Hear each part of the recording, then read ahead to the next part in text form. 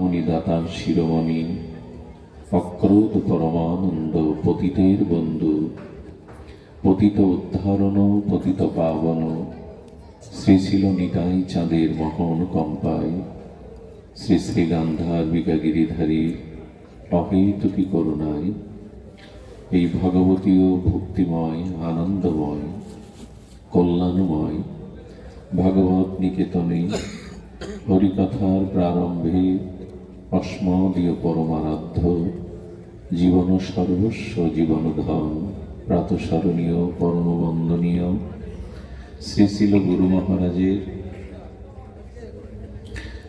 রাতুল আতুল চরণারবিন্দে পরাধ্য কোটি দণ্ডবৎ প্রণতি। মহাপ্রভুর প্রিয় অনুরাগী সংকীর্তন আচার্যবিদগণ,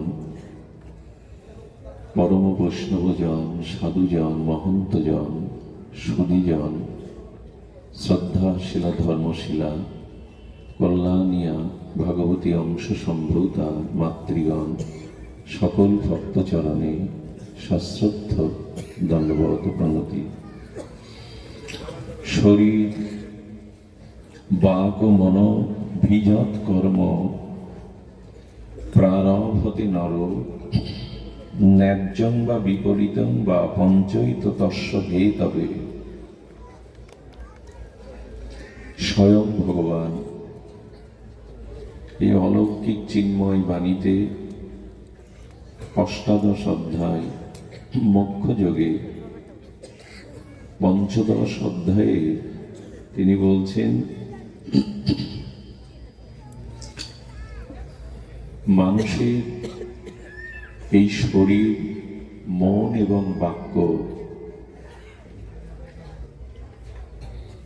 এই শরীর মন বাক্য দ্বারা যদি সে যথাযথ শাস্ত্রীয় আর সাধুগুরু নির্দেশিত পথে এটি ক্রিয়াশীল রাখে, তখন এই মন বাক্য শরীর দ্বারা সে ভগবৎ প্রাপ্তি করতে পারে।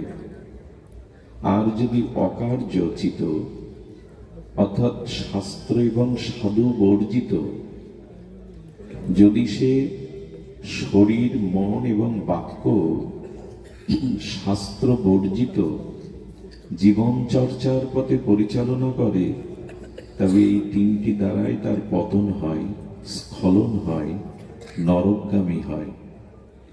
এখন সিদ্ধান্ত আপনার আমার চিন্তা বিবেকের কাছে। শরীর পেয়েছি, মন পেয়েছি, বাক্য পেয়েছি, এই তিনটি তত্ত্বের দ্বারা আমার আত্মকল্যাণ করব না আমার আত্মস্খলন বা পতন হবে, নির্ভর করছে আপনার উপরে। সিঁড়ি দিয়ে আপনি উপরে উঠুন, নিষেধ নাই, আবার আপনি প্রয়োজনে নিচে নামুন, একটিই তো সিঁড়ি। তেমন মন, বাক্য এবং আমাদের শরীর, এই তিনটি উদ্ধার বা পতনের কারণ। খুব মার্মিক একটি বিষয় যদি ধ্যান দেন। আচ্ছা, আমরা যে শরীর পেয়েছি, এখানে নরনারী, শিশু, কিশোর, মূর্খ, বিদ্বান, ভিখারি এবং রাজা, প্রত্যেকের শরীর একই উপাদান দিয়ে তৈরি। এমন নয় যে যুবরাজের শরীরটা কিছু বেশি উপাদান দিয়ে গঠন করেছেন ভগবান। সকলের শরীরে একই 5 তত্ত্ব বিরাজমান, কম বেশি নাই। আচ্ছা, শরীর একই বস্তু দিয়ে, একই উপাদান দিয়ে প্রত্যেকের শরীর নির্মাণ হয়েছে। আবার ভগবান বললেন, রাজার জন্য বা প্রজার জন্য 24 ঘন্টা সময় সকলের জন্য বরাদ্দ। দিন রাত 24 ঘন্টা রাজা বেশি প্রয়োজনীয় বলে তার জন্য 26 বা 28 ঘন্টা নয়, সকলের জন্য 24 ঘন্টা। আবার সকলের জন্য সূর্য, চন্দ্র, মাটি, বায়ু, জল সমানভাবেই আমি দিয়েছি। নির্ভর করছে এই শরীর পেয়ে তুমি অকার্য অশাস্ত্রীয় কাজের দ্বারা তুমি পতন করবে নিজে, না উদ্ধার হবে? শরীর ব্রহ্ম সাধনার খলু, অর্থাৎ ব্রহ্ম সাধনার উপকরণ, আবার শরীরই পতনেরও উপকরণ। নির্ভর করছে আপনার উপরে। দেখবেন, একই মনুষ্য শরীর পেয়েছি, একই চন্দ্র সূর্য, একই আলো বাতাস পেয়েছি, কারো পতন হচ্ছে, কারো উদ্ধার হচ্ছে। কেন? সকলের জন্য সুযোগটা তো সমান নাকি? 24 ঘন্টা তো সকলের জন্য সমান।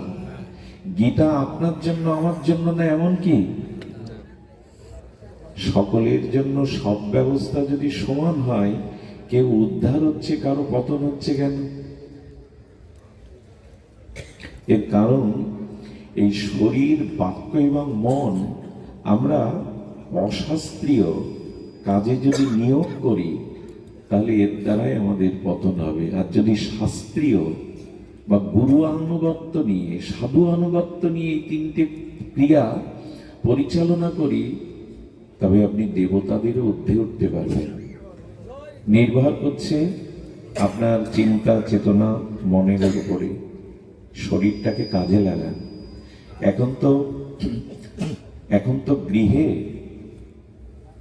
আপনি আস্বাদ্য চর্বচেষ্য লেজ্জ পেয়ে আর সারাদিনের কর্মক্লান্ত শরীরটা বিশ্রাম নিতে পারতেন, আহারাদি করে বিনোদনমূলক অনুষ্ঠান দেখতে পারতেন, পরিবারের সকলকে নিয়ে গল্পগুজব করতে পারতেন। কিন্তু আপনারা তা করেননি, কারণ জেনেছেন একটা বৃষ্টির বিন্দু পৃথিবীতে পড়লে তার স্থায়িত্ব খুব বেশিক্ষণ থাকে না। একটি বৃষ্টির বিন্দুর মতো আমাদেরও আয়ু কখন ফুরাবে জানি না। এজন্য শরীরটাকে কাজে লাগাতে হবে, ভজনে, সাধু সঙ্গে। এই জন্য এসেছেন আপনারা। তো একই শরীর, কেউ পাশে থেকেও সে এখন জাগতিক প্রাকৃত দেহ সুখ ভোগ করছে, আর কেউ আপনারা মাটিতে বসে সাধুগুরুর চরণ ধুলি মাখছেন। নির্ভর করছে এই শরীরটাকে আপনি কি কাজে লাগাবেন। দ্বিতীয় বাকি থাকলো বাক্য। দেখুন, এই যে শব্দ, একে বলে ব্রহ্ম। শব্দ, খুব ধ্যান দিন, শব্দ ব্রহ্ম। শব্দ, আচ্ছা, একটি শব্দের দ্বারা বিধ্বংসী, লোকক্ষয়ী, রক্তক্ষয়, যুদ্ধ বাঁধতে পারে। আবার একটি শব্দের দ্বারা পৃথিবীতে যুদ্ধ থেমে গিয়ে শান্তি প্রতিষ্ঠা হতে পারে, বাক্যের দ্বারা। এদিকে ধ্যান দিন, চরণধুলি পরে নিবেন, এদিকে ধ্যান দিন। কি হয়েছে? একটি বাক্যের দ্বারা লোকক্ষয় এবং ভয়ানক যুদ্ধ সংগঠিত হতে পারে, আবার এই বাক্যের দ্বারা শান্তি প্রতিষ্ঠা হতে পারে। শব্দ ব্রহ্ম, পরম ব্রহ্মকে নিষ্ণাত হলে পরম ব্রহ্ম পাওয়া যায়।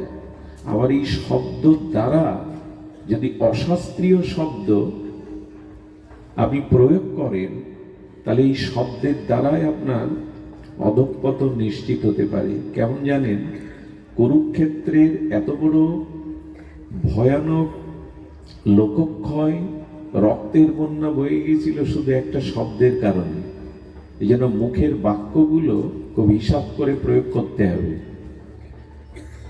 দুর্যোধন ভগবান শ্রীকৃষ্ণকেই বলেছিল, কথাটি আপনাদের জানা, বিনা যুদ্ধে সুচাগ্র মেদিনী।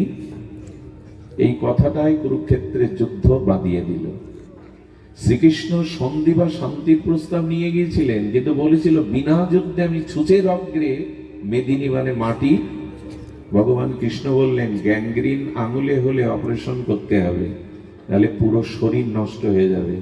দুর্যোধনের এই একটা বাক্যেই শতভায় হারালো, তাদের ভাতৃবধূগণ বিধবা হলো, রক্তের গঙ্গা বয়ে গেল। কুরুক্ষেত্রের এই বিধ্বংসী ভয়ানক লোকক্ষয় পৃথিবীতে এর মতো আর হয়নি, একটা বাক্যের দ্বারা। তেমনি আপনার মুখের একটা কথার দ্বারা ভক্তি চলে গিয়ে অপরাধে আপনার পতন হতে পারে, জীবন বিধ্বংসী হতে পারে। এই জন্য ঠাকুর মশাই বলেছেন, প্রয়োজন ছাড়া আন কথা মুখে বলবেন না। 10টা আন কথা বললে তার মধ্যে 2-4টি অপরাধমূলক পরনিন্দা সাধুনিন্দা এসে যাবে, যার দ্বারা আপনার ভজনে বিঘাতক হয়ে অন্তরায় হয়ে যেতে পারে। কথা যত সংযত বলবেন, কথা যত শাস্ত্রীয় বলবেন, কথা যত বিবেক এবং বিচার দ্বারা বলবেন, ততই বাক্য আপনার আত্মকল্যাণের, আপনার উদ্ধারের পথ রচনা করে দেবে। আবার এই বাক্যই জগতে পতন স্খলনের কারণ হয়ে দাঁড়াবে। নির্ভর করছে আপনার উপরে। এখানে কেন এসেছেন জানেন? নিজের আত্মকল্যাণের জন্য এই মহাজন বাণী, ভাগবত গীতার চিন্ময় বাণী, সাধু মহতের অনুভব ব্যক্ত ভজন অনুভূতির রসে এই বাণীগুলো ধারণ করার জন্য, বিবেককে জাগানোর জন্য। একটি কথায়, মন্থরার একটি কথায় অযোধ্যাকে আগুন লাগিয়ে দিল। দশরথের মৃত্যুর কারণ হলো ভগবানকে বনবাসে যেতে হলো, কইকেয়ী সুমিত্রা কৌশল্যাকে বিধবা হতে হলো শুধু মন্থরার একটি কথায়। আমরা কি বলি? কথা হিসাব করে বলি? ঠাকুরমশাই বললেন, পারমার্থিক কথা ছাড়া যেটুকু প্রয়োজন সেটুকুই বলো। কথাই নির্ণয় করে দেয় তোমার ব্যক্তিত্ব, তোমার চলা বলা, আর যা কিছু যুদ্ধ বিগ্রহ তাই বাক্য বাণের দ্বারা। কাউকে তীর বা বাণ মারলে ক্ষতস্থানটা নিরাময় হয়ে যেতে পারে, কিন্তু বাক্যবান এমন একটা বাণ, এর ক্ষত সারা জীবনেও সারে না। লক্ষ্য করেছেন? বাক্যবান এটা এই যুদ্ধের বাণের থেকে ভয়ানক। কারো গায়ে তীরের বাণ লাগলে নিরাময় হতে পারে, কয়েক বছরে সেরে যেতে পারে, কিন্তু বাক্যবাণটা সারা জীবন ক্ষত তৈরি করে। দ্রৌপদীকে অপমান করার এই স্পৃহাটা, বস্ত্রহরণীর স্পৃহাটা দুর্যোধনের কবে জেগেছিল জানেন? ইন্দ্রপ্রস্থে গিয়েছিল দুর্যোধন। ভগবান শ্রীকৃষ্ণ বিশ্বকর্মার দ্বারা নির্মাণ করেছিলেন এই চিন্ময় একটি গৃহ, ইন্দ্রপ্রস্থ। ওখানে জল আছে সামনে, কিন্তু মনে হবে সমান। দুর্যোধন ওই সমান জায়গা মনে করে ওখানে হাঁটতে গিয়ে জলে পড়ে গিয়ে হাবুডুবু খেল। দ্রৌপদী উপহাস করে একটা কথা বলেছিল, অন্ধের পুত্র তো অন্ধই হয়। দুর্যোধন মনে মনে প্রতিজ্ঞা করেছিল, সময় এলে প্রতিশোধ আমি তোমার বস্ত্র হরণের দ্বারা নেব। বাক্যকে সংযত করে বলুন, বাক্যটাকে নিয়ন্ত্রণ করে বলুন, তাহলে জীবনের কল্যাণের পথ রচনা হবে। হচ্ছেন ভগবান শরীর বাক মন অভিত। শরীর, বাক্য এবং মন, এই তিনটি যদি শাস্ত্রীয় অনুকূল্যে ব্যবহার করতে পারো, তোমার উদ্ধার নিশ্চিত, তোমার কল্যাণ নিশ্চিত। তুমি দেবতাদেরও বরেণ্য আসন পেতে পারো। কিন্তু শরীর, বাক্য, মন যদি অশাস্ত্রীয় প্রয়োগ করো জীবনে, তোমার অধঃপতন পশুদের থেকে নিচে নেমে যাবে। আমরা সতর্ক কই। শুধু এখানে আসবো, হই হুল্লোড় করে প্রসাদ পেয়ে বাড়ি যাব, কিছু নিয়ে যাব না এমন তো নয়। আচ্ছা, ধুলাবালি মাখা শরীর আর অসুচি অপবিত্র শরীর শুদ্ধ জলে স্নানের পরে কি সেই অশুদ্ধ অপবিত্রতা বোধ থাকে না শুদ্ধ বোধ হয়? আপনি ধুলা মাটি মেখেছেন, শৌচাদি ক্রিয়া করতে গেছেন, শরীরটা অশুদ্ধ মনে হয়, ঘরে প্রবেশ করেন না। শীতল জলে যখন স্নান করলেন, তখন কি আর আগের মানুষ থাকলেন? সাধু সঙ্গ তাই। এসেছিলাম হৃদয়ের সেই অপবিত্রতা, হৃদয়ের সেই অশুদ্ধতা ধুতে, স্নান করতে। এই সাধু সরোবরে হরিকথার ও পবিত্র ভক্তির জলে স্নান করে যদি পবিত্রই না হলাম, এখানে শুধু টাকা ব্যয় করলাম। এই লাইট প্যান্ডেলে টাকা ব্যয় হলো, এদের টাকাগুলো ব্যয় হলো, আমাদের কিছু হলো না। স্নানের আগের মানুষটা আর স্নানের পরের মানুষটা এক নয়। সাধু সঙ্গ তাকেই বলে যে শরীর, যে মন নিয়ে এসেছিলাম ওটা কিছু পরিবর্তন করে চলে গেলাম, এরই নাম সাধু সঙ্গ। তাকে আর হয়, অনেকের হয়, আমার মতো যারা তাদের হয় না। আর এই তিনটি ক্রিয়া, আরেকটি হলো মন। আমি পূর্বেই বলেছি একই তালা এক চাবি দিয়ে বদ্ধ করা যায়, খোলাও যায়। একই তালা, চাবি কটা? লাগাবার জন্য একটা, খোলার জন্য আর একটা, হয় কি? একই চাবি দিয়ে এপাশ মোড়ালে খুলে যায় আর এপাশ মোড়ালে লেগে যায়। আপনার মনের অবস্থা ওই চাবির মতো। যদি শাস্ত্রীয় ভাবে মনটাকে পরিচালনা করেন, সৎ চিন্তা, সৎ ভাবনা, ঈশ্বরের নাম রূপ লীলা, তবে বাঁধন খুলে গেল, আর জন্ম মৃত্যু চক্রের বাঁধনে আপনি বদ্ধ নন। কিন্তু যদি বিপরীতে অশাস্ত্রীয় ভাবে মনে কুচিন্তা, কুভাবনা, অসৎ চিন্তা করতে থাকেন, একই চাবি বদ্ধ করে দিল, আসা যাওয়া ফুরাবে না। মন কি ভাবে আমাদের? মন ভাবনাটা কি করে? মনকে বলা হচ্ছে মনেরও স্মরণ প্রাণ, ভগবানের নাম, ভগবানের লীলা, সৎ চিন্তা মনকে দাও, তাতে মনও বেঁচে যাবে, তুমিও সুস্থ হবে। তোমাকে কাম ক্রোধ কুরে কুরে আর খাবে না, পাপের চিন্তা তোমাকে কুরে কুরে খাবে না। মন যাদের শুদ্ধ, মন যাদের ভগবত চিন্তনে রত, এরা পাপের চিন্তা আসলে লজ্জায় মরে যায়। এই মনে পাপের ভাবনা এলো, অনুশোচনা দগ্ধীভূত হয়, এদের কাছে দাঁড়াতে পারে না পাপ চিন্তা, অসৎ চিন্তা। এই জন্য দয়া করে বাক্যকে, মনকে, শরীরকে শাস্ত্রীয় অনুশাসনে, শ্রীগুরু সাধুদের আনুগত্যে এটা সিঁড়ি করুন, যাতে মুক্তি পেতে পারেন, কল্যাণ পেতে পারেন, ভক্তি পেতে পারেন। কিন্তু এগুলো অশাস্ত্রীয় দ্বারা যেন নিচে না নামে, এই কথা বলবার জন্য ভগবান বলছেন যে দেখো, এগুলিকে নিয়ন্ত্রণ করো। আমরা যেন এটি নিয়ন্ত্রণের পথে চলি। তবে হ্যাঁ, নিয়ন্ত্রণ বললেই হবে না। আচ্ছা, লক্ষ্য করুন তো, গাছের ডালের একটা শুকনো কাঠ নদীতে পড়ে গেল, ওটা ডুববে না ভাসবে? ভাসবে, কিন্তু ডুববে। কখন ডুববে? ওই শুষ্ক কাঠটা নদীতে ভাসতে ভাসতে ওর ভিতরে জল প্রবেশ করবে, কিন্তু জল প্রবেশ করলেও কাঠ ডোবে না। নদীতে যে পলি মাটি আছে না, নদীতে যে মাটি আছে, বালি আছে, ওগুলোই জলের সাথে সাথে ওর গায়ে জড়িয়ে যাবে। যত ধুলাগুলি, পলি মাটিগুলো জমবে, ওর ভিতরে নদীর জল যত প্রবেশ করবে, তখনই আর কাঠটা অনেক কাল জোয়ার ভাটায় ভাসছিল তখন ডুবে যাবে। ঠিক তেমনি আমাদের মনটা যদি এই সংসার সাগরে ভাসতে ভাসতে কোনদিন সাধুগুরুর এই হরিকথারূপ অমৃত রস আমাদের হৃদয়ে যেতে থাকে কর্ণ দিয়ে, আর সাধুগুরুর চরণ ধুলি যদি মাখতে থাকি, একদিন না একদিন ভগবত প্রেম সাগরে ডুবে যাবে। ডোবা সম্ভব, ডুবে যাওয়া সম্ভব। শুকনো কাঠটাতে জল প্রবেশ করার, আর ধুলা পলিমাটিগুলোর গায়ে লাগতে দিন, একদিনও ডুবে যাবে। সাধুগুরুর চরণ ধুলিতে এবং এই ভক্তি প্রবাহমান হরি কথার পূর্ণ বাড়ি যদি অন্তরে প্রবেশ করে হৃদয়ে, তবে জানলেন ডুবলেন প্রেম সাগরে, আর ভাসতে হবে না। এই জন্ম মৃত্যু কর্মফলে আপনাকে আর ভাসতে হবে না।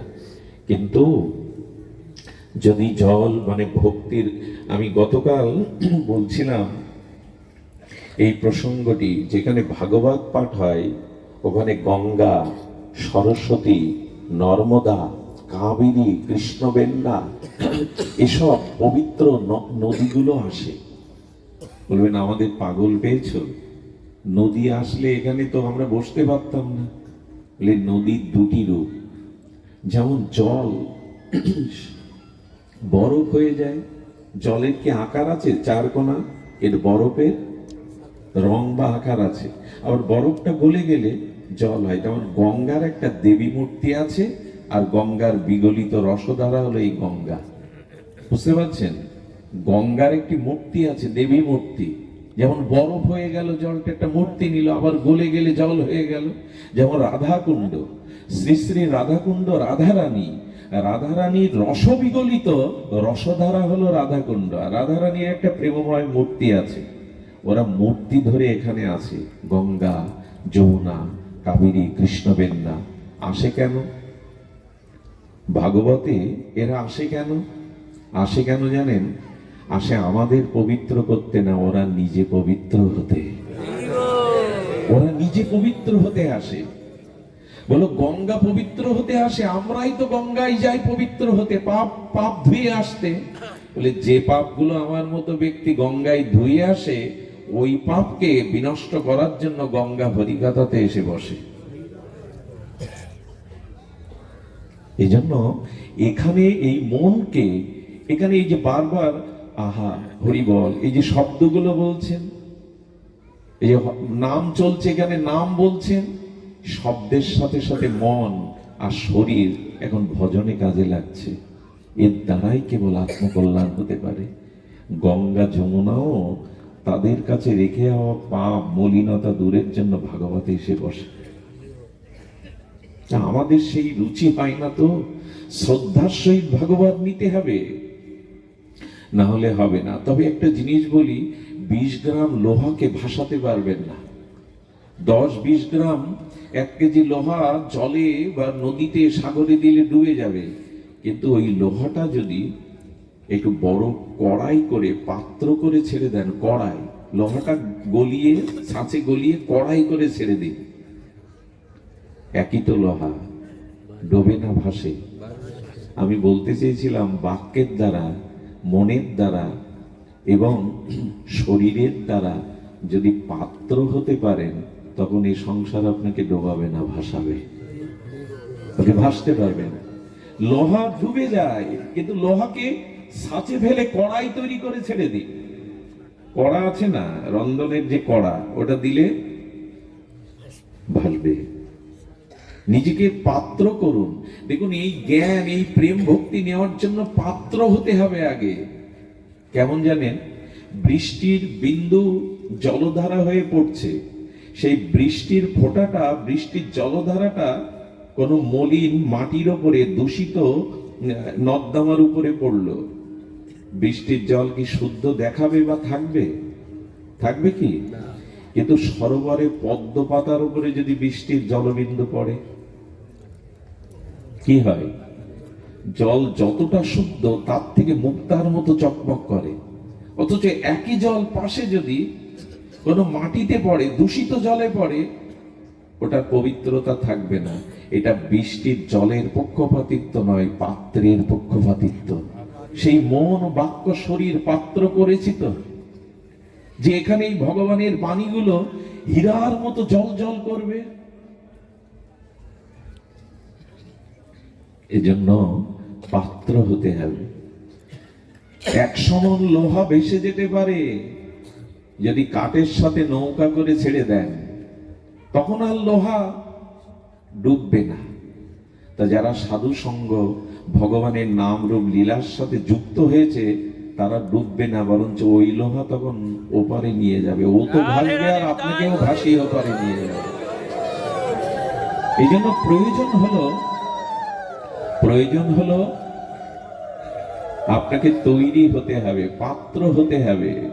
এই পাত্রটা যতদিন না হতে পারছি, ততদিন এই আসা যাওয়া সার্থক হবে না, সাধু সঙ্গ হরি কথা সার্থক হবে না। পাত্র হতে হবে। কি করে হবেন? এই কথাটা লিখে নিন। যারা যেখানে দাঁড়িয়ে বসে আছেন, করুণা করে, দয়া করে হাত জোর করে বলছি, কথাটা লিখে নিন। কেমন জানেন কেমন করে পাত্র হবেন?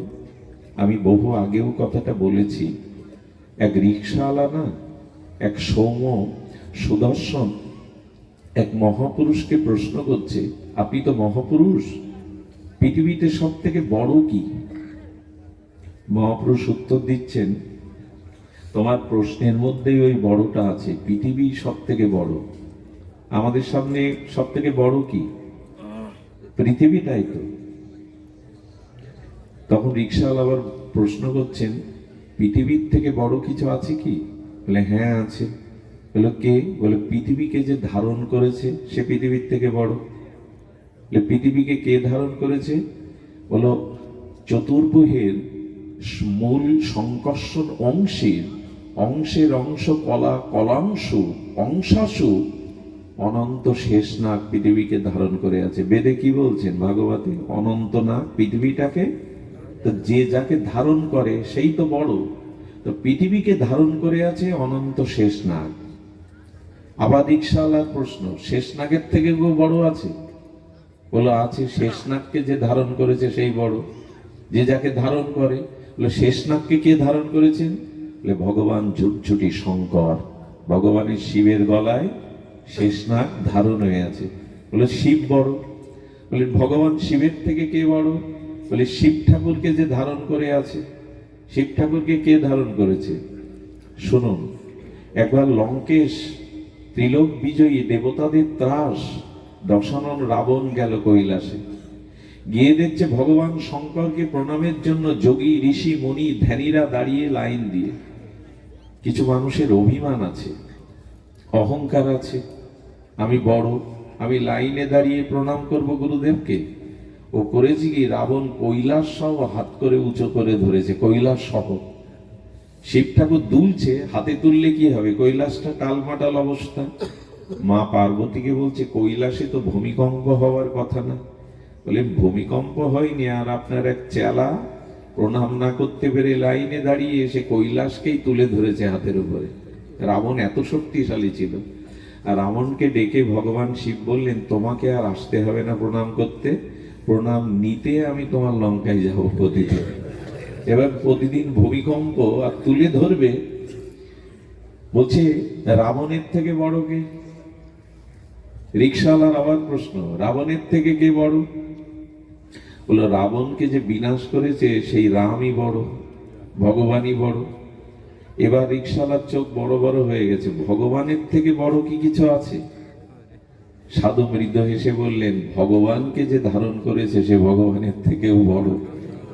কে ধারণ করেছে? ওই দেখো হনুমানের দিকে, বুকের মধ্যে হৃদয়ের মধ্যে সে জানকী বল্লভকে ধারণ করেছে। ভগবানকে যে ধারণ করে সেই বড়, ভগবানকে যে ধারণ করে সেই বড়।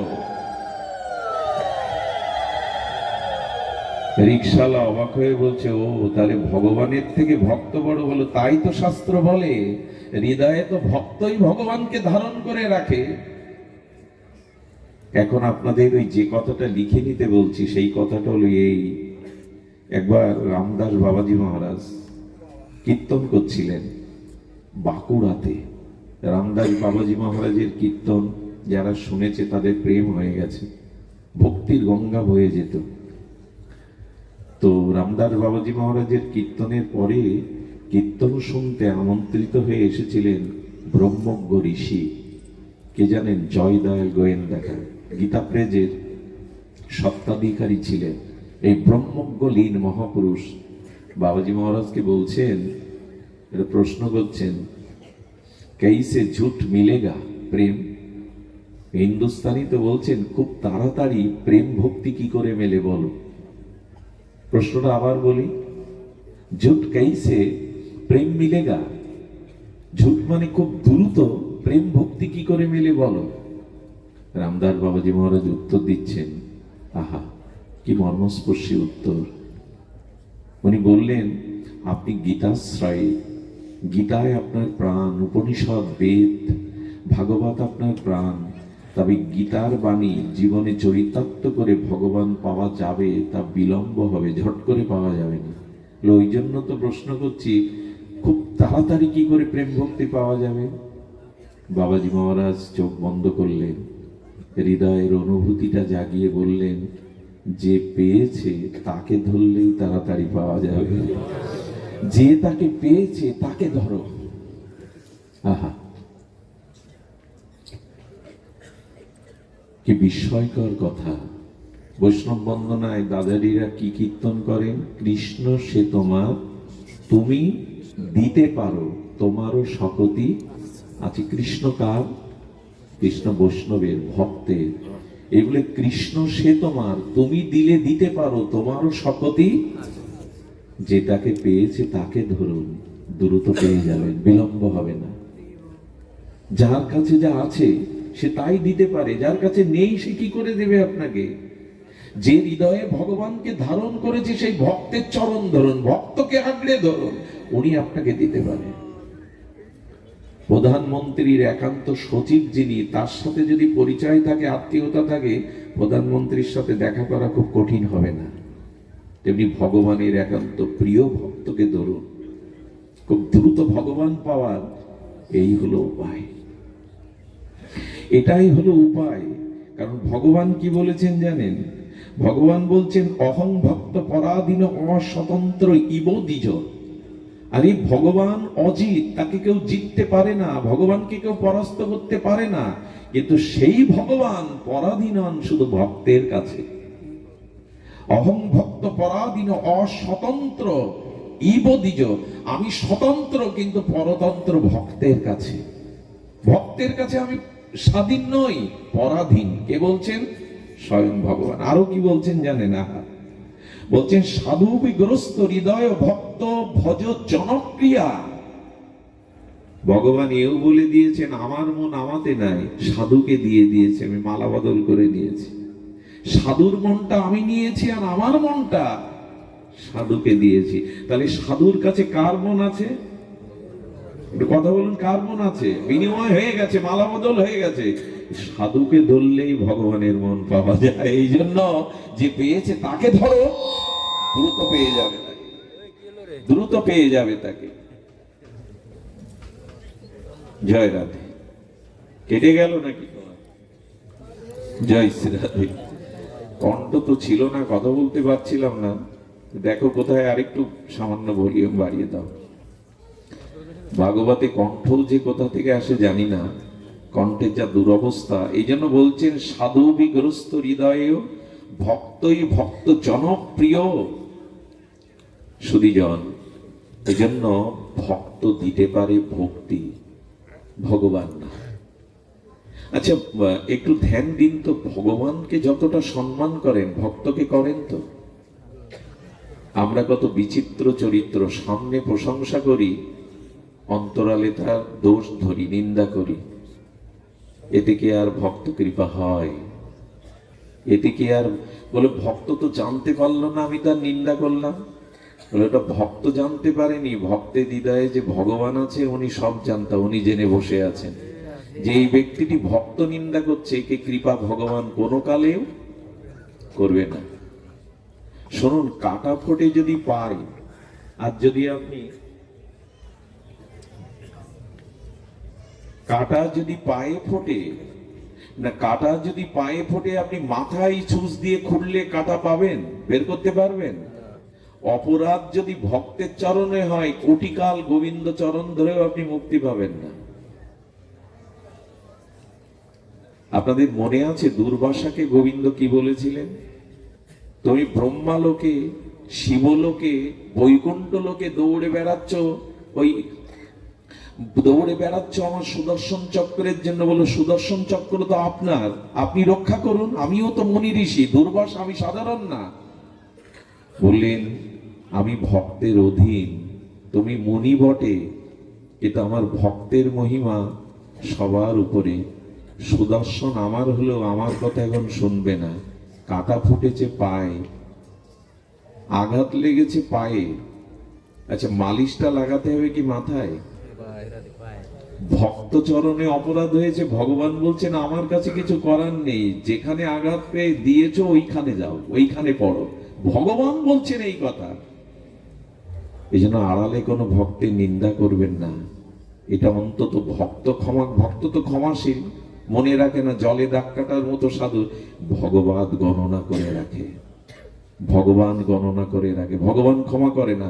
হরিদাস ঠাকুর কারো দোষ দেখতেন না, কিন্তু রাজা রামচন্দ্র খানের বংশ নির্বংশ হয়ে গেল। বলো হরিদাস তো তাকে অভিশাপ দেয়নি, বলো ভগবান ক্ষমা করেনি ওকে। ভক্ত অপরাধ ক্ষমা করে, কিন্তু ভক্ত চরণে অপরাধ করলে ভগবানই তাকে শেষ করে দেন। এটা না হলে ভক্তাধীন ভগবানের মহিমা থাকে না। আর কি বলেছে? বৈষ্ণব মহ দেহান্ত তস্মাৎ পূজ্য মহামুনে। দুর্বাসাকে বলেছিলেন অন্য যন্তং পরিত্যাজ্যং বৈষ্ণবান ভজস্ব্রত। এসব কথাগুলো মনে হয় একটু বাঁধিয়ে রাখি বুকে, যাতে ভুল না হয়, অপরাধগুলো আর না হয়। বললেন শুনুন, ভগবান সহর্ষে নিজ ভক্তগণের মহিমা বিজয়ন্তী পতাকা তুলে ধরেন, উড্ডীয়ন করেন। আর ভগবান ছোট্ট বাক্যের দ্বারা ভাগবতে এক কথাই প্রকাশ করে দিয়ে গেছেন, মদ ভক্ত পূজা অধিকা। শোনো জগতের জীবগণ, শোনো মনুষ্যগণ, আমার থেকে আমার ভক্তকে অধিক পূজা করবে, তবেই প্রেম ভক্তি পাবে। এটা ভগবান বলছেন ভাগবতে, মদ ভক্ত পূজা অধিকা। আমার থেকে আমার ভক্তের সম্মান পূজা বেশি করে করবে, তবেই তুমি আমার প্রেম ভক্তি পাবে। আমরা করি উল্টো। আমরা মন্দিরে দেবতাকে গিয়ে প্রণাম করি, সাধু দেখলে আড়ে তাকায়, যেন কতকালের শত্রু। ভগবান বললেন, ওই মন্দিরে প্রণাম আমি নেব না, প্রণাম আমি নেব না। এই জন্য সতর্ক হন। মন্দিরে শুধু ভগবান দেখেন, দেবতা দেখেন, আর কোথাও দেখেন না। এই দৃষ্টিতে অন্তত প্রেম ভক্তি পাবেন কিনা আমি বলতে পারবো না। দৃষ্টি বড় করুন। সব থেকে বড়, যদি জীবনে মহৎ হতে চান, অন্যের দোষ দেখবেন না। যদি মহৎ হতে চান, নিজের দোষ দেখুন। ভাগবত বলছেন, অন্যের দোষ যখনই আপনি দেখা শুরু করবেন, তখন আপনি মহৎ তত্ত্ব থেকে বাদ পড়ে যাবেন। সাধকরা নিজের দোষ দেখে, অন্যকে নির্দোষ দেখে, এই জন্য তারা সাধক। আর সবার মধ্যে দোষ না দেখে সবার মধ্যে ভগবান দেখেন, এরা মহাত্মা। এরা কুকুরের মধ্যেও ভগবান দেখে, যে ওর মধ্যেও ভগবান আছে। এই জন্য দৃষ্টিটাকে প্রসারিত করুন, ভক্ত অপরাধ থেকে দূরে থাকুন। কোটি ভজন করেও একবার নিত্যানন্দ বংশ অবতংশ কলকাতায় কীর্তন করছিলেন। নিত্যানন্দ বংশ অবতংশ 12তম। উনি কীর্তনে একটা নিত্যানন্দ বংশ অবতংশ, তো ওইভাবে কীর্তন করছেন। এক কলেজ পড়ুয়া নাস্তিক ছেলে ওখানে উপস্থিত। এত ভাব দেখায় কেন? একটু পরীক্ষা করি, একটা সুস কিনে এনেছে বাজার থেকে। সেই ধারালো সুসটা উনি কীর্তনের আবেশে আছেন, এপর ওপর করে পায়ে ফুটিয়ে দিয়েছেন, কিন্তু উনি বুঝতে পারেননি। কীর্তন আবেশে উনি বুঝতে পারেননি। ছোটবেলায় যখন ফুটবল খেলতেন আপনারা, কত কাটা ফুটে গেছে, কাছে কেটে গেছে, খেলার আনন্দে বুঝতে পারেননি। খেলা শেষে স্নান করতে গিয়ে দেখলেন একটা কাছ ফুটে আছে। ওই যে খেলার আনন্দে আবেশ ছিল না, তেমনি কীর্তন আনন্দে সুসটা এপড় ওপড় করেছে, আবেশ ছিল না। রাত্রে যখন ঘুমাতে যায়, যন্ত্রণায় পাটা ফুলে গেল, যন্ত্রণায় সারা রাত কাতরালেন। ভোরবেলা থেকে শুরু হলো সেই যুবকের বাড়ির প্রত্যেকটা ব্যক্তির রক্ত বমি, আর থামে না। হাসপাতালে মৃত্যুর সাথে যখন পাঞ্জা লড়ছে, একজন প্রাজ্ঞ ব্যক্তি বলছেন, কোন অপরাধ কেউ করেছে তোমার গৃহে? তাড়াতাড়ি বলো কি অপরাধ, নাহলে কাউকে বাঁচানো যাবে না। ছেলেটা কাঁপতে কাঁপতে বললে, এই করেছিলাম আমি। বলো, বাঁচবার একটাই উপায়, ওনার চরণে গিয়ে ক্ষমা প্রার্থনা করো। এসে যখন কেঁদে পড়লেন, পিতা মাতা সন্তান সবার মনুষ্য অবস্থা দেখে, তখনই মাথায় হাত দিয়ে বললেন, আর কখনো কোন সাধুকে এভাবে পরীক্ষা করতে যেও না। উনি তুলে নিলেন হাত, সকলেই নিরাময় হয়ে গেল। আমাদের জীবনে যা কিছু বিঘ্ন আসে, তার কারণ হলো কোনো না কখনো আমরা কোনো ভক্ত চরণে অপরাধ করে বসি। ভগবান কোটি অপরাধ ক্ষমা করে দেন, কিন্তু ভক্ত অপরাধ ভগবান ক্ষমা করেন না। সতর্ক থাকুন, ভজন কম হোক, ভজন সাধন হরিনাম অল্প হোক, অপরাধ যেন না হয়, তাহলে পার পেয়ে যাবেন। অল্প ভজনেও প্রেম পেয়ে যাবেন। কিন্তু অপরাধ করছেন, আবার আপনি দিনরাত ভজন করছেন, বিলম্ব হবে, পাবেন না। ভজন অল্প হোক, অপরাধ কম হোক। আমি দেখেছি, একটা কথা বলি, অপরাধ নেবেন না। আমরা যখন পাঠ থেকে নামি, তখন অনেকেই এমন আচরণ করেন, প্রণাম করার জন্য একজন বৃদ্ধার গায়ে পা লেগে গেল, একটা শিশু গায়ে আপনি আঘাত দিয়ে দিলেন, কেউ আসতে গিয়ে তাকে ঠেলে ফেলে দিলেন। আচ্ছা, ওই ভক্ত যদি মনে কষ্ট পেয়ে আপনার দিকে একবার অপরাধের দৃষ্টি দিয়ে তাকায় না, এরকম সাধুর 1 কোটি জন্ম চরণ ধুলি নিয়ে আপনি পার পাবেন না। আপনি কেন মঙ্গল নিতে গিয়ে অপরাধে জড়িয়ে যাচ্ছেন? আচ্ছা, এইখানে যদি কোনো মহাপুরুষ আসে, তার পায়ে হাত দিয়ে প্রণাম করা লাগবে না, তিনি চলে গেলেন, তবু তার পায়ের ধুলো পাবেন, কারণ ধুলোটা তিনি নিয়ে যেতে পারেননি, এখানে রেখে গেছে। ধুলোটা উনি নিয়ে যেতে পারেননি, চরণ নিয়ে উনি চলে গেছেন, কিন্তু ধুলোটা উনি নিয়ে যেতে পারেন।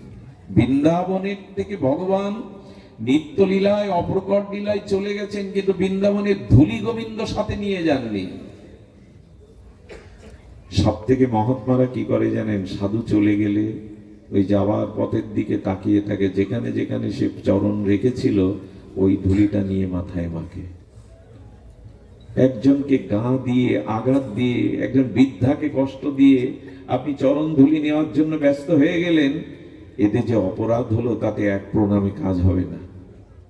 সাবধান থাকবেন, ভজনে যেন অপরাধ না জড়িয়ে যায়। পায়ে প্রণাম করলেই সব হয়ে যায় এরকম না, কাছে গিয়ে প্রণাম করতে হয় এমন না।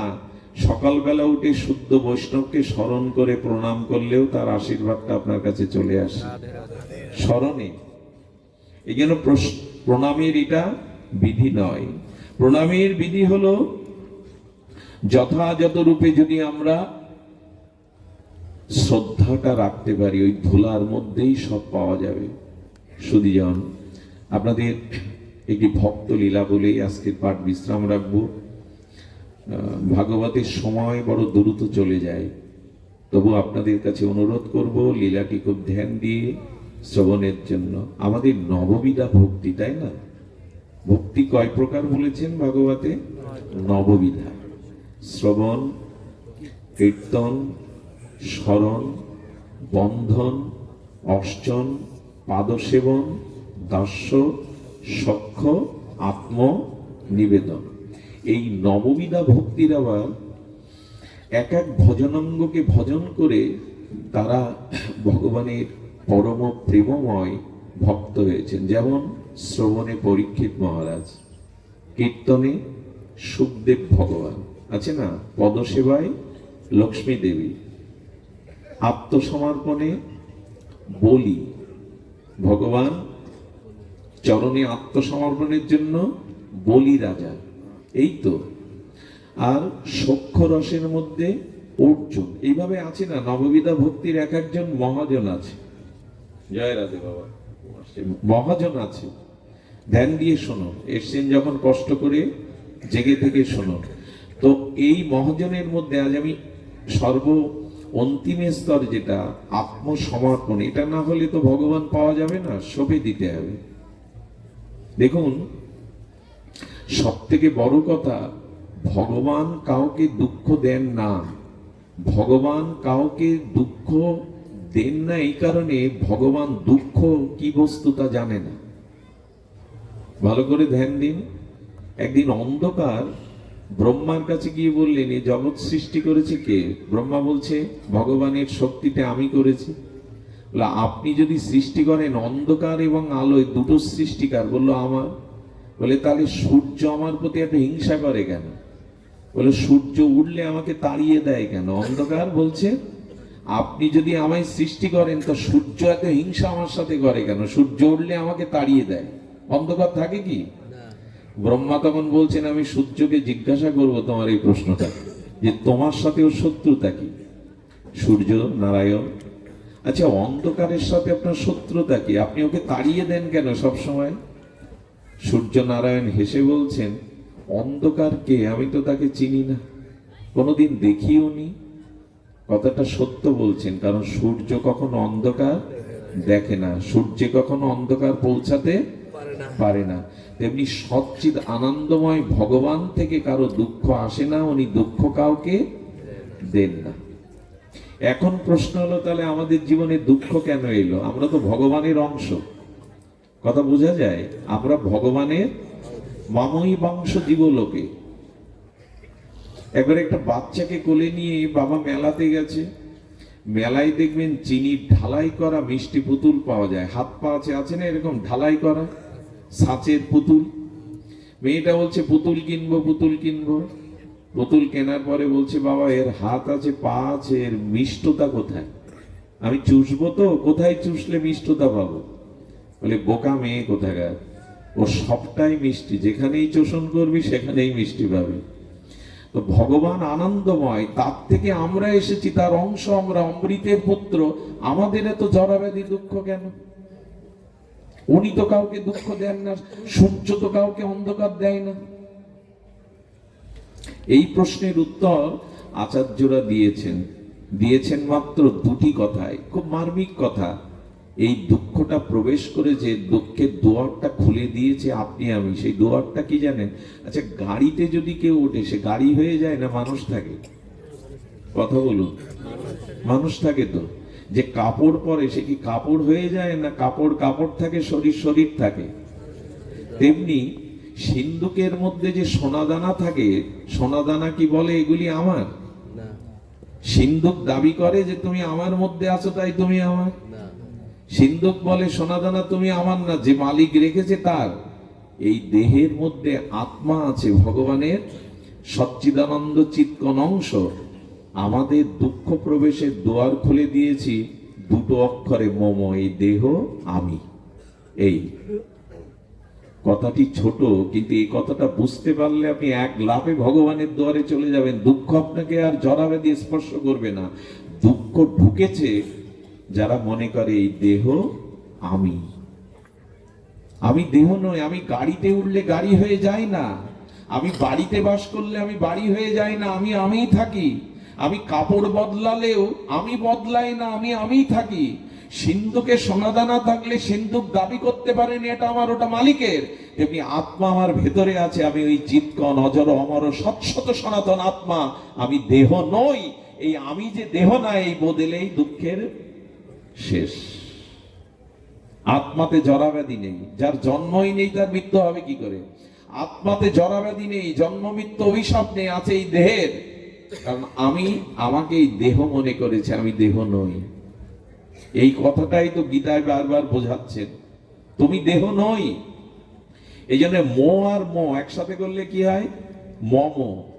এই যে আমার, আমি এবং দেহ আমি আর স্ত্রী পুত্র আমার, এই হলো দুঃখ জরা ব্যাধি প্রবেশের দুয়ার।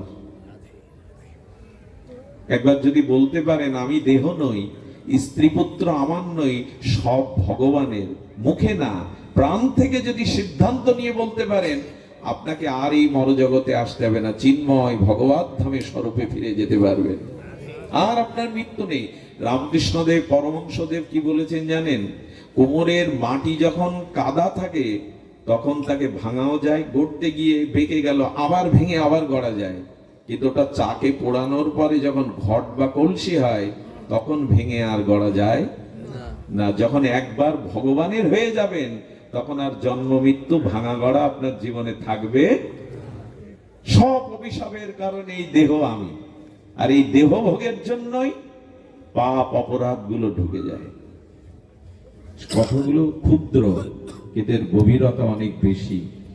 আমাদের ভারতীয় দর্শনটা এখানেই, আমি দেহ নই।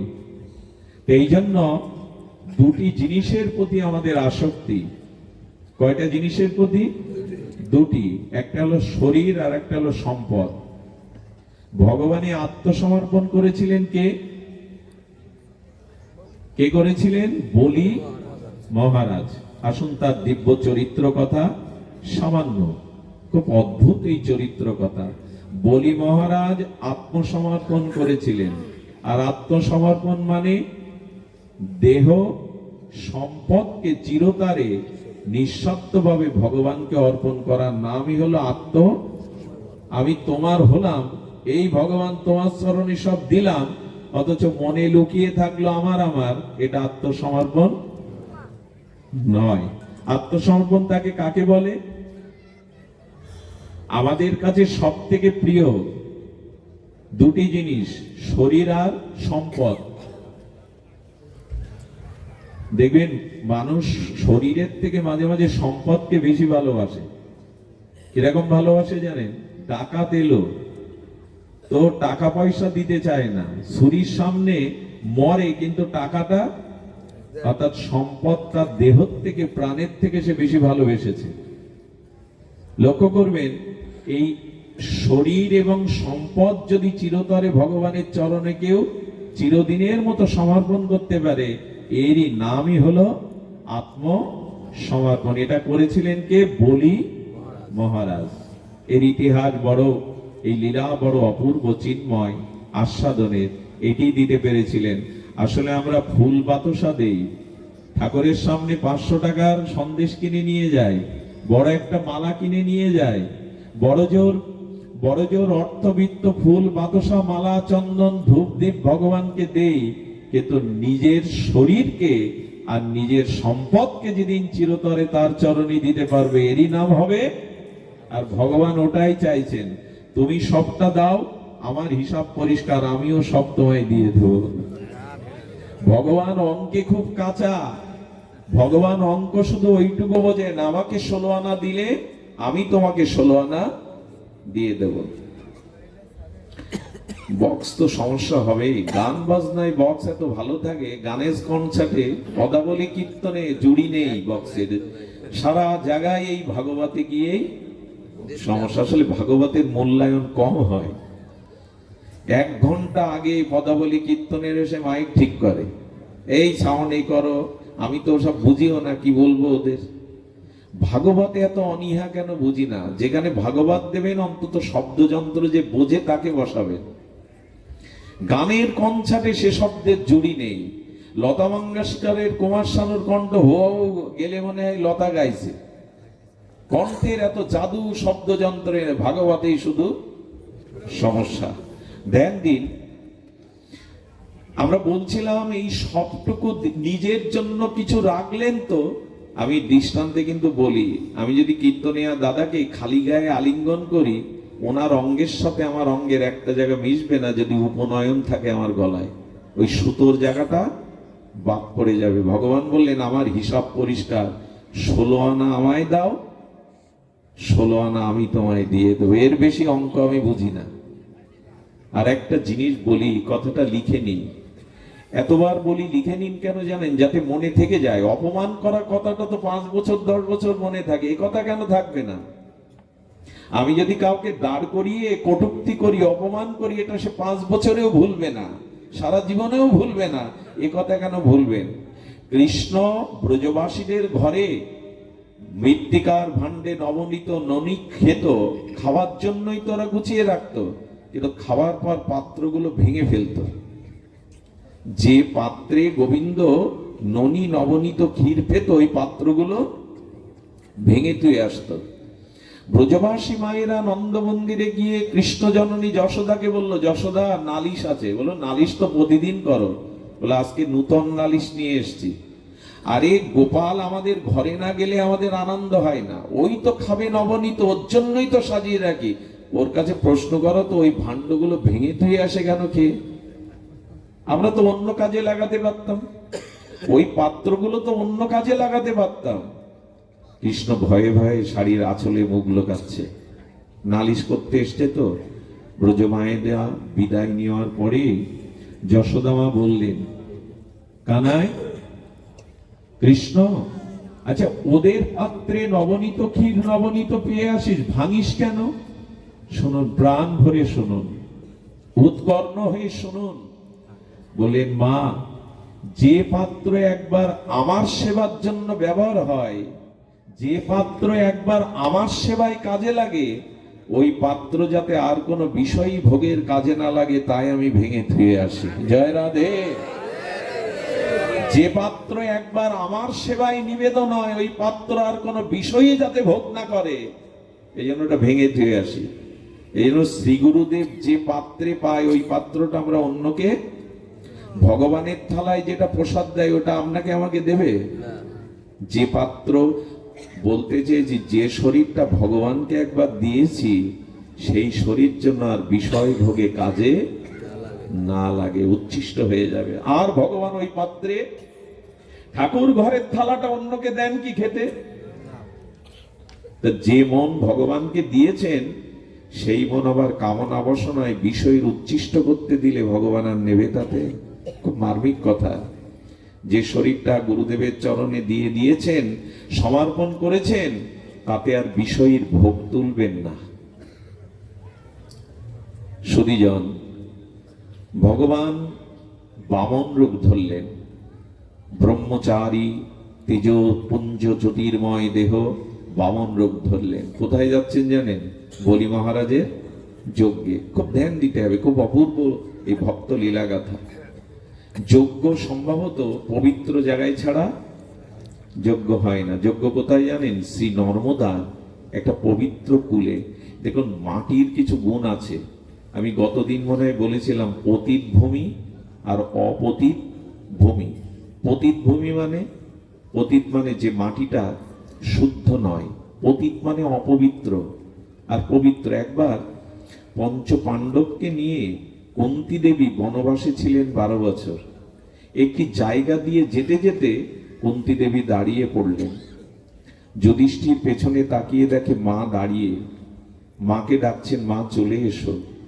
কুন্তী দেবী দাঁড়িয়ে থাকলেন, যুধিষ্ঠির পেছনে এসে বলছেন, মা এই মাটিতে এমন করে দাঁড়িয়ে হচ্ছে কেন, চলো। বলেন, যুধিষ্ঠির তুমি প্রাজ্ঞ, তুমি ধর্মজ্ঞ, তবে শোনো, এই মাটিতে দাঁড়ানোর সাথে সাথে আমার শুদ্ধ হৃদয় কালিমায় ভরে গেছে। আরো শুনবে পুত্র, আমি বিধবা, আমি কুন্তী, কিন্তু আমার মনের মধ্যে কাম জেগে গেছে। যুধিষ্ঠির অবাক হয়ে মাকে বলছেন, মা তুমি এগিয়ে যাও। যুধিষ্ঠির এক মুঠো মাটি নিয়ে স্পর্শ করে দেখলেন যুধিষ্ঠিরের হৃদয়ে কাম জাগছে। ভাবতে পারেন? আশেপাশে প্রাজ্ঞ মুনি ঋষিদের প্রশ্ন করলেন, এই জায়গার কোনো প্রাচীন ইতিহাস কি আপনারা বলতে পারেন? বলো, পারি। একটা নারীকে ভোগ করবে বলে দুইজন অসুর প্রকৃতির লোক, তাদের মধ্যে রক্তক্ষয় করতে করতে দুইজন মারা গিয়েছিল, তাদের রক্তেই মাটিতে মিশানো আছে। যাদের গৃহে ভগবানের সেবা ঠিকভাবে হয় না, যাদের গৃহে ভগবানের নাম একটু হাততালি করতাল ঝাঁস খোল বাজিয়ে হয় না, যেখানে বছরে মাসে 6 মাস অন্তর একটু সাধুর চরণ ধুলি পড়ে না, সেই ভূমি, সেই গৃহ অপতিত হয়ে যায়, শ্মশান ভূমি হয়ে যায়। ওখানে রোগ শোক জ্বালা যন্ত্রণা লেগেই থাকে। এই জন্য ভূমিটা পাবন করুন। কেন বলছি জানি? এই যে চাতালটা, এখান থেকে 4 ঘন্টা আগে যে চাতাল ছিল, এখন কি সেই চাতাল? এখন এখানে দেবতারা মুনি ঋষিরা অলক্ষ্যে হনুমান রাধা মাধব এসে দাঁড়িয়েছেন। এই চাতালটার 5 ঘন্টার আগের চাতাল নয়।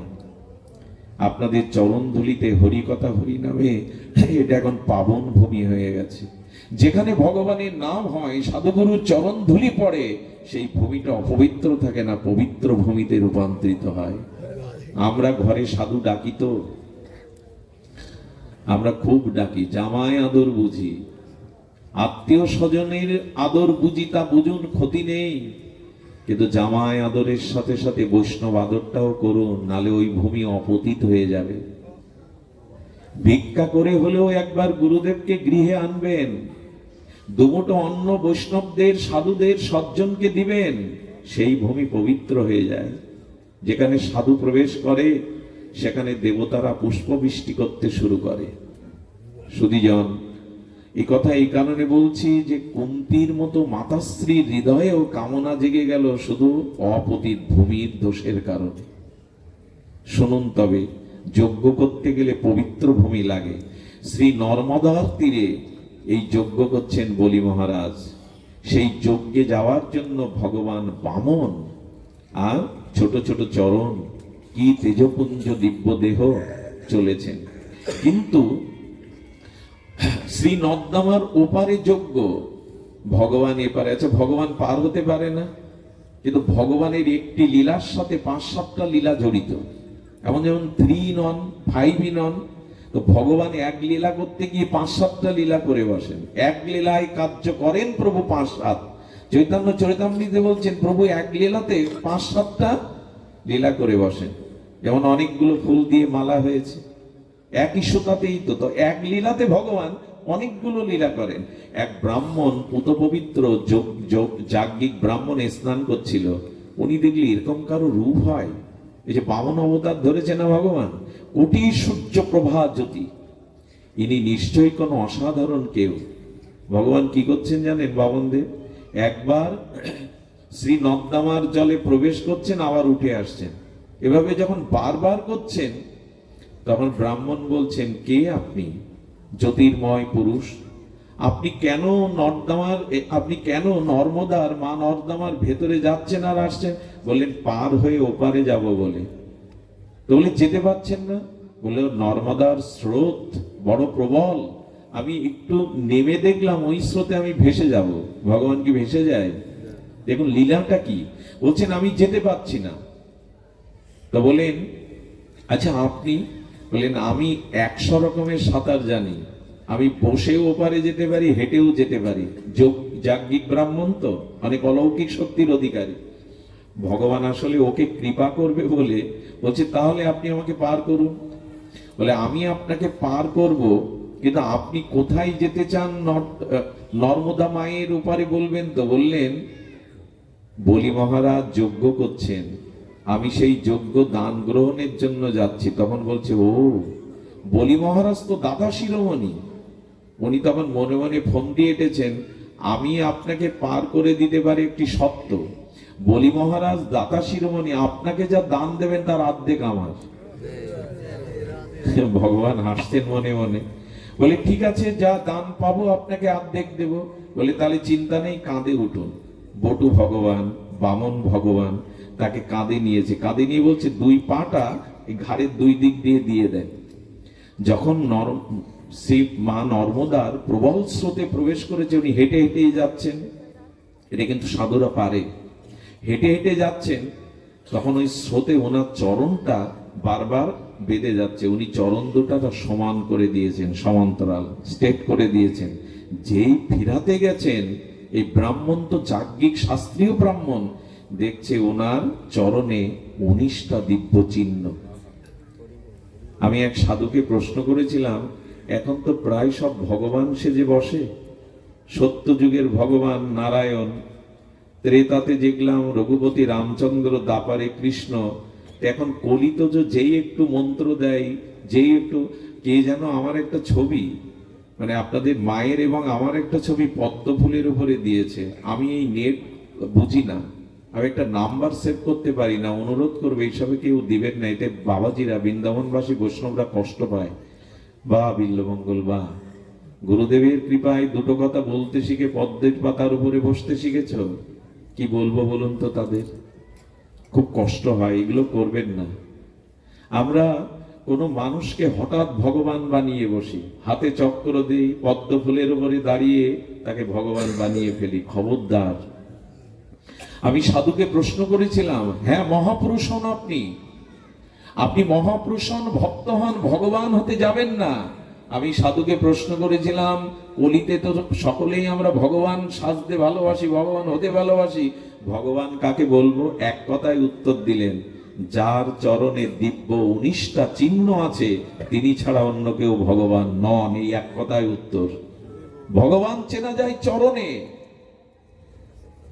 ধ্বজ, অঙ্কুশ, কলস আর স্বস্তিক, ধেনু, এভাবে 19টা চিহ্ন রাধারানীর চরণে, গোবিন্দের চরণে। মহাপ্রভুর চরণে আরো বেশি, 48টা। ভগবান চেনা যাবে চরণে। যে কেউ দাবি করলে আমি ভগবান, হবে না। ভগবান চিনতে হবে চরণে। সুধীজন যেই চরণ দেখেছেন বলছেন আমি ভগবানকে কাঁধে নিয়েছি, এত ভাগ্য আমার, এত কৃপা তোমার ভগবান। চরণ দোকানা জড়িয়ে ধরে আর যাচ্ছে না। ভগবান বামন বললেন, কি গো, পার করে দেবে, তুমি দাঁড়িয়ে গেলে? বলছেন আপনি আপনি মনে মনে বলছেন ভগবানকে কাঁধে নিয়েছে আমি, তার চরণ আমার বুকে। আনন্দে কেঁদে ফেলেছেন। বললেন আমি আর পার হব না। বলে কেন? বলে আগের চুক্তিটা বাতিল করতে হবে, তবে পার হব। দেখুন ভগবানকে পেলে কি হয়, ভক্তি পেলে কি হয়। আগের চুক্তি কি ছিল? দান যা পাবেন 50-50। এখন ভুল করেছে, ভগবান পেয়েছে তো। তখন বললেন আমাকে ওপারে নিয়ে যাওয়ার জন্য নতুন চুক্তি প্রস্তাবনা করো। বলেন প্রভু চুক্তি একটাই, আজ আমি আপনাকে পার করে দেব, কথা দিন ভব সংসার আপনি নিজে হাতে আমাকে পার করে দেবেন, আর কিছু চাই না। দেখুন ভগবানকে পেলে, ভক্তি পেলে তার বুদ্ধি শুদ্ধ হয়ে যায়। একটা জিনিস জানো, যখন আপনার স্বরূপ স্মৃতি জাগবে, ভক্তি জাগবে, তখন ভগবানের কাছে আর কিছু তার চরণ সেবা ছাড়া যতদিন চাওয়া পাওয়া থাকবে, জানবেন আপনার স্বরূপ স্মৃতি জাগেনি, ভগবত স্মৃতি। কাঁদছে আর বলছে, প্রভু আজ আমি পার করে দেব। আসলে ওই লীলাটা করার জন্যই কাঁদে উঠেছেন ভগবান, নাহলে পার হতে পারেন না উনি। ভগবানের চোখে জল। বললেন, ভালোই চেয়েছো, কথা দিলাম তোমাকে বিনা করিতেই আমি পার করে দেবো। এখন তো আমাকে ওপারে নিয়ে চলো। ওই পারে গিয়ে কোথায় গেল জানেন? এই লোকটা ভগবান পেয়েছে তো আর সংসারের দিকে ফেরেনি, জঙ্গলে গিয়ে ভগবানের ভজনে বসে গেল। আপনি যখনই ভগবানের কৃপা পাবেন, সংসার আপনাকে আর খুব বেশি টানবে না। সংসারের বিষয় বৈভব, অর্থবিত্ত, যশ, খ্যাতি, রূপ, যৌবন, ভোগ বিলাস, এটা আপনাকে আর টানবে না। তখন মন নিত্য নিরন্তর তার ভজনেই ডুব দিতে চাইবে। ভগবান বামন গেলেন, আর বলিরাজের যজ্ঞ সবাই যখন উপস্থিত হলেন, যখন আকাশ বাতাসকে অনুরাগের আবির মাখানো জ্যোতিতে ভরে গেল, ভগবানের অঙ্গ জ্যোতিতে, বলি মহারাজ সিংহাসন থেকে উঠে বসলেন। ইনি সাধারণ ব্রাহ্মণ না, ইনি কোনো অলৌকিক লোকপ্রিয় কোনো ভগবানের কৃপা শক্তি প্রাপ্ত। উঠে গিয়ে চরণ বন্দনা করলেন, চরণ প্রক্ষালন করলেন, মালা চন্দন দিয়ে আরতি দেখালেন। এটাই রীতি, এটাই সাধুগুরু বৈষ্ণব পেলে, মহাত্মা পেলে এটাই রীতি। নিজে রাজা তবু উঠে গেলেন। উঠে গিয়ে যখন বলছেন, কি সেবা করতে পারি আপনার? যজ্ঞ মানে দান, কি সেবা করতে পারি? বললেন, আমি যা চাইবো, প্রতিজ্ঞা করতে হবে, তা দান দেবেন। বললেন, সর্বস্ব দিতে রাজি আছি। ভগবান বামন চেয়েছিলেন, আপনারা জানেন, ওনার চরণ কয়টা? দুটো। চাইছেন কয়টা? 3 পাদ ভূমি আমাকে। খুব রহস্যময়। ভাগবত কোনো গল্প তো নয়, উপন্যাস নয়, জীবন দর্শন, ভাগবত দর্শন, ভক্তি প্রেমের নিদর্শন। 3 পাদ ভূমি দাও। বলি মহারাজ, আচ্ছা এই বলির পূর্ব ইতিহাস শুনলে অবাক হয়ে যাবেন। বলি কি সাধারণ হতে পারে যার দুয়ারে ভগবান গিয়ে চাই কিছু হাত পেতে? কেন হলো জানেন? এই বলিকে শুনুন। প্রহ্লাদ মহারাজের পুত্র বিরোচন, আর বিরোচনের পুত্র এই বলি মহারাজ। প্রহ্লাদের পুত্র বিরোচন, বিরোচনের পুত্র। কিন্তু বলি মহারাজের পূর্বজন্মের কথা যদি শোনেন, স্তম্ভিত হতে হয়। কি ছিলেন জানেন? নেশাখোর, ড্রাগে আসক্ত, পরস্ত্রীতে আসক্ত, চুরি, ডাকাতি, খুন, এমন কোনো পাপ কর্ম করেনি, কোনো কর্ম নাই। একটা গোলাপ ফুলের মালা নিয়ে বেশ্যার গলে দিতে যাচ্ছে, পরস্ত্রীতে আসক্ত হয়ে বেশ্যালয়ে যাচ্ছে, পতিতালয়ে। মাঝখানে দেখুন, মানুষের জীবনে মাঝে মাঝে পূর্বজন্মের সুকৃতির ফলে মাঝে মাঝে হৃদয়ে খুব সদ্ভাবনা জাগে, হৃদয়ে খুব ভালো ভাবনা জাগে। আবার ওই পুরানো পাপের ভাবনা যখন আছে, আবার মানুষ কুচিন্তা করে। এগুলো সব পূর্বজন্মের পাপ পুণ্যের কর্মের প্রভাব। দেখবেন মাঝে মাঝে কয়েকদিন মনটা খুব শুদ্ধ থাকে, ভোগ বিলাস আর করবো না, এরকম একটা প্রতিজ্ঞা করে বসেন। কেন জানেন? পূর্বজন্মের পূর্ণ সুকৃতি কাজ করছে এখন আপনার পেছনে। আবার কখনো কখনো অকারণে পাপের চিন্তা, ভোগের চিন্তা এসে উদয় হয়, জানবেন ওটা পাপেরই ফসল। এরকম ওঠানামা করে না হৃদয়? করে কেন? পাপ পুণ্যের। ওই পতিতাকে মালা দিয়ে ভোগ করতে গিয়ে রাস্তার মাঝখানে হোঁচটকে পড়ে মূর্ছিত হয়ে গেলেন। মদ, নারী, ড্রাগ, পাপ, খুন এমন কোন কর্ম করে নাই। যখন উঠলেন, বলো বাধা পড়লো, মালাটা ছড়িয়ে পড়েছে। বলে আজ আর বাধা পড়েছে, যাব না। কিন্তু মালাটা কি করি? সামনে দেখলেন একটা শিব মন্দির, শিব ঠাকুরের গলায় শিবলিঙ্গে ওই মালাটা পরিয়ে দিয়ে একটা ধূপ দেখালেন। এর পরপরই ওর মৃত্যু হয়। যমরাজের 2টো রূপ, একটি যমরাজ, একটি ধর্মরাজ। ধর্মরাজের রূপ অপরূপ। যমরাজকে দেখলে পাপীরা ভয় পায়। যমরাজ চিত্রগুপ্তকে দেখে বলছেন, দেখো তোর পূর্বজন্মের পাপ কতটুকু। বলে সারা জীবন পাপ, এমন কোন কর্ম করে নাই, পাপ কর্ম জীবনে বাদ নাই। বলে কোন পুণ্য কর্ম নাই। বলে মরার কিছুক্ষণ আগে পতিতার গলায় মালা দেবে বলে মালাটা দিতে পারেনি, শিবের গলায় দিয়েছিল। যমরাজ হেসে বললেন, এই তো ভগবান শঙ্করকে যে একটা বেলপাতা দেয়, ভগবান শঙ্করকে যে একটা মালা দেয়, তার 3 ঘন্টা দেবরাজ ইন্দ্রের পদ পাওয়ার কথা। তুমি কি এটা আগে নেবে না নরক ভোগ করবে? আমি গল্প শোনাচ্ছি না আপনাদের। ওকে 3 ঘন্টার জন্য দেবরাজ ইন্দ্রের পদ দিয়ে দিল। ওখানে গিয়ে ও ভাবছে, একটা মালা দানে যদি 3 ঘন্টা দেবরাজ ইন্দ্রের পদ পাওয়া যায়, দানের এত মহিমা, তা আমি যখন ইন্দ্র হয়েছি, ইন্দ্রের কাছে অনেক সমুদ্র মন্থনে কি উঠেছিল? ঐরাবত, কি উঠেছিল? কামধেনু উঠেছিল, মণিরত্ন উঠেছিল না, ওগুলো সব ইন্দ্রের কাছে ছিল।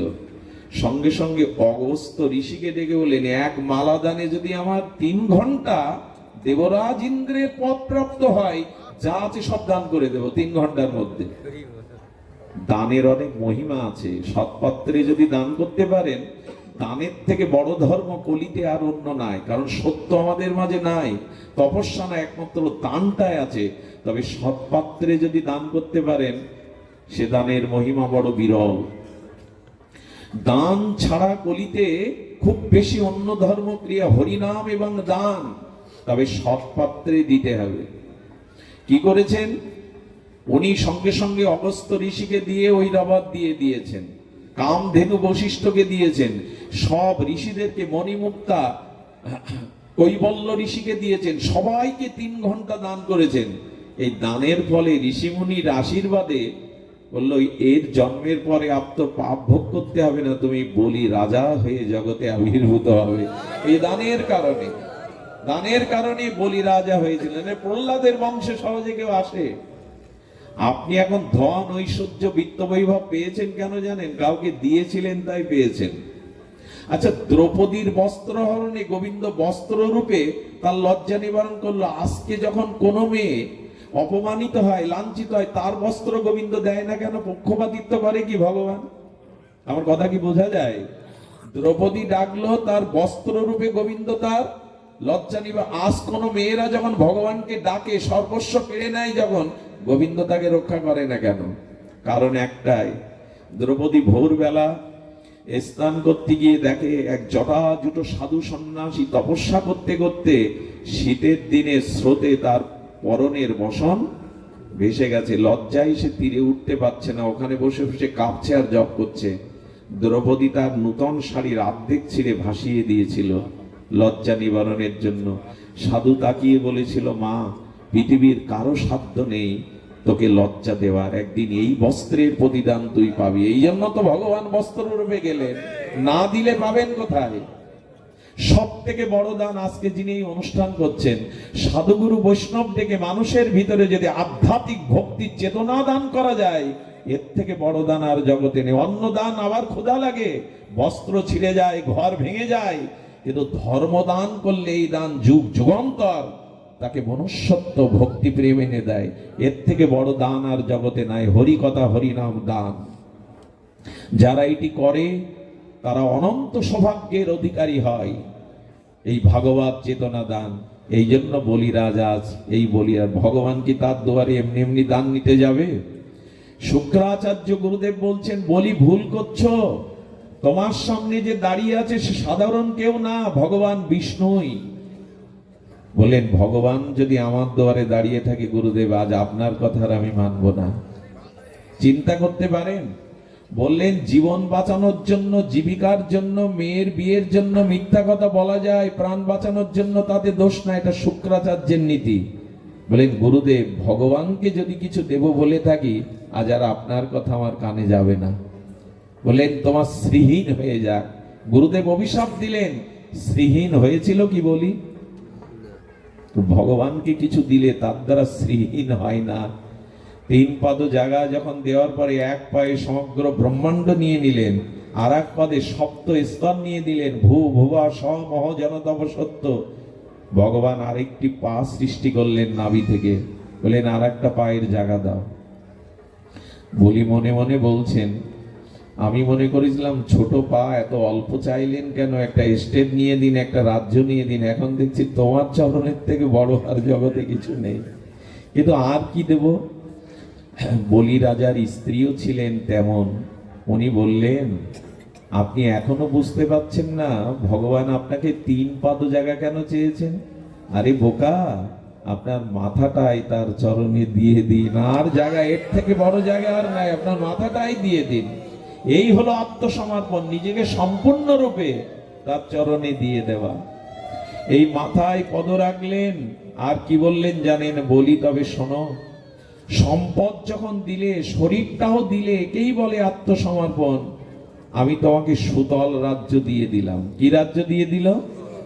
সুতল রাজ্যের 52টা দরজা, আর ওই দরজায় ভগবান 52 দরজাতে পাহারাদার হয়ে থাকলেন। চিন্তা করতে পারেন, আত্মসমর্পণকারী ভক্তের দুয়ারে দ্বার পাল হয়ে পাহারা দিচ্ছেন 52 দরজায়। এদিকে লক্ষ্মী দেবী দেখছে নারায়ণ আর ভিড়ছে না। বোঝা যায় লক্ষ্মী দেবী বৈকুণ্ঠে আর নারায়ণ। নারদকে ডেকে বলছেন, তোমার প্রভু কোথায়? তিনি তো বৈকুণ্ঠে আসছেন না। বলে, প্রভু আর আসবে না কখনো। বলে, কেন? বলে, একজনের দ্বারে দ্বারপাল হয়ে দাঁড়িয়ে আছেন সুতল রাজ্যে, ভক্তের দ্বারে দাঁড়িয়ে হয়েছেন ভগবান। সব যদি দিতে পারেন না, তখন ভগবান আপনার দুয়ারে। আহা, এ তো কথার কথা নয়। ভগবান দুয়ারি হয়েছে, তাও 52টা দুয়ার সুতল রাজ্যের 52টা জায়গায় দাঁড়িয়েছেন লাঠি হাতে। লক্ষ্মীকে নারদ বললেন, যদি ভগবানকে ফেরত চাও তো বলি রাজার কাছে গিয়ে বোন বলে, তাকে দাদা বলে, তাকে রাখি পরাও। যদি খুশি হয়ে এসে ভগবানকে দেয়, নাহলে ভগবান আর আসবে না। আহা, তখন রাখি পূর্ণিমা চলছিল। লক্ষ্মী দেবী গিয়ে, কমলা দেবী গিয়ে বলিকে দাদা বলে প্রণাম করলো। বলি মহারাজের হাতে এইখান থেকে রাখি পরাবার একটা প্রথায়, রাখি পূর্ণিমায়। তো ভারতবর্ষে এটা পড়ায়। ওই রাখিটা পরানোর পর বলি দাতা তো বলছেন, কি চাই বোন? বলে, যা চাইবো বোনকে দিতে হবে, ফেরালে হবে না। তোমার দুয়ারটা 52টা দুয়ার, একটা দুয়ার করতে হবে, কারণ 52 দুয়ারে দাঁড়িয়ে থাকতে তার কষ্ট হয়। বলে, তোমার কথা আমি রাখবো। আর কিছু চাই? বললেন, উনি আমার পতি, ওনাকে ফিরিয়ে দিন। আপনার দুয়ারে যে দাঁড়িয়ে হয়ে আছে, আমি লক্ষ্মী, আপনার বোন। চিন্তা করতে পারেন, লক্ষ্মী দেবী গিয়ে চাইছে আমার পতিকে ফিরিয়ে দিন। বলিরাজ বললেন, বোন, ও যদি তোমার পতি হয়, আমার কে যেন আমার প্রাণপতি। প্রাণ চলে গেলে তো বাঁচবো না আমি। তখন নারদ এসে মীমাংসা করলেন, 8 মাস আপনার দুয়ারে থাকবে, আর 4 মাস বৈকুণ্ঠে, চাতুর্মাসে উনি থাকবেন। আজও সুতল রাজ্যে দ্বারপাল হয়ে ভগবান দাঁড়িয়ে আত্মসমর্পণকারীর ভক্তের মহিমা জগতে কীর্তন করছেন। দিই না আমরা এই শরীরটাকে, সম্পদটাকে যদি গোবিন্দের চরণে, কিছু তো নিয়ে আসিনি, আবার তো ছেড়েও যেতে হবে। একটু ভগবানকে সমর্পণ করুন, এর দ্বারাই আত্মকল্যাণ। আজ এইটুকুই আপনাদের মঙ্গল হোক। জয় শ্রী গুরু প্রেমানন্দে গৌর হরি।